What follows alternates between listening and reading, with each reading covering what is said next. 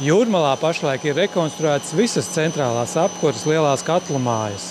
Siltuma ražošanā pašlaik pamatā tiek izmantota šķelda.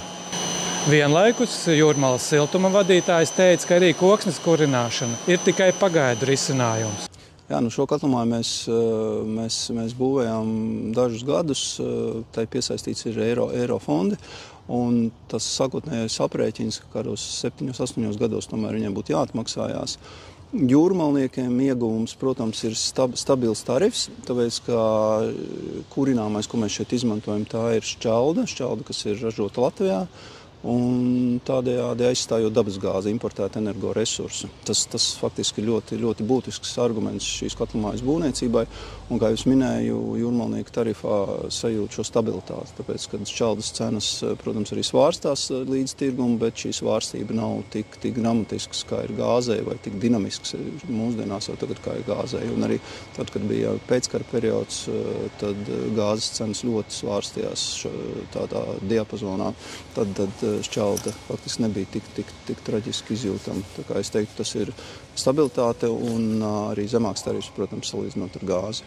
Jā, mēs pēdējos gados esam faktiski izbūvējuši, varētu teikt, 3 šķeldas katlamājas. Viena šeit un divas Kauguru rajonā. Patiesībā es pateiktu, ka varbūt pat 4, tāpēc, ka šeit ir vēl viena neliela katlamāja, un to mēs esam veikuši pēdējos 6-7 gados, aizstājot, protams, dabasgāzi, un Jūrmalas bilancē pašlaik šķelda aizņem atkarībā no tā, kāda ir apkurses sezona, cik stiprs sals, bet es teiktu 70 vai pat līdz 80% mēs varam nodrošināt ar šķeldu.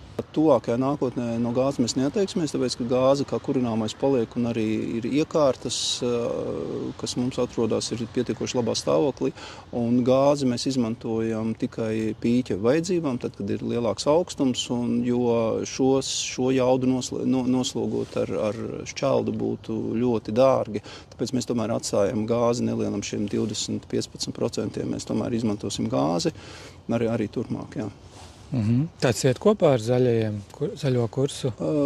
Tas iet kopā tādā ziņā, ka mēs maksimāli samazinām gāzes patēriņu. Šo fosilo resursu, es teiktu, jā, ka tas viennozīmīgi iet kopā. Un ko jūs sakat par koksnes dedzināšanas perspektīvu tālākā nākotnē? Jā, es domāju, ka koksnes dedzināšana, tas tam nav nākotne, jo koksni dedzināt, tas droši vien, ka nav pareizākais risinājums. Šis ir mūsu nacionālais resurs, ko mēs varētu izmantot arī savādāk, ražojot dažādas preces. Un koksni mēs droši vien, ka tuvākā vai tālākā nākotnē, tas arī tāds strīdīgs jautājums nedaudz, bet mēs droši vien pastāsim dedzināt. Bet tas nebūs te un tagad uzreiz, bet tā virzība ir uz koksnes kā kurināmā aizstāšanu. Vienīgais, ko, protams, ka šīs koksnes kvalitāte paliks arvien, priekšdedzināšanas paliks arvien sliktāka, un kaut kādas ļoti sliktas kvalitātes koksnes droši vien, ka mēs vēl dedzināsim arī tālāk, bet tā tendence, kā es teicu, ir izvairīties, ja iet projām no koksnes dedzināšanas centralizētajā siltumgādē. Un ko jūs kā uzņēmums uz kādām tehnoloģijām skatāties nākotnē? Pašlaik tendence ir elektrifikācija, viss, kas saistīts ar elektrības produktiem, vai nu tieši izmantot elektrokatlus vai izmantot siltumsūkņus, kas praktiski jau tādās privātmāju sektorā jau tagad tiek izmantoti.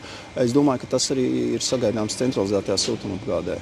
Tas ir nākotne. Un vēl tālāk skatoties, protams, tā varētu būt arī tā pati biogāzes izmantošana un arī ūdeņradas un līdzīgi kurināmā. Siltumsūkņi izmantojot tepat Lielupes ūdeni? Tas ir viens no tehniskiem risinājumiem. Tas varētu būt.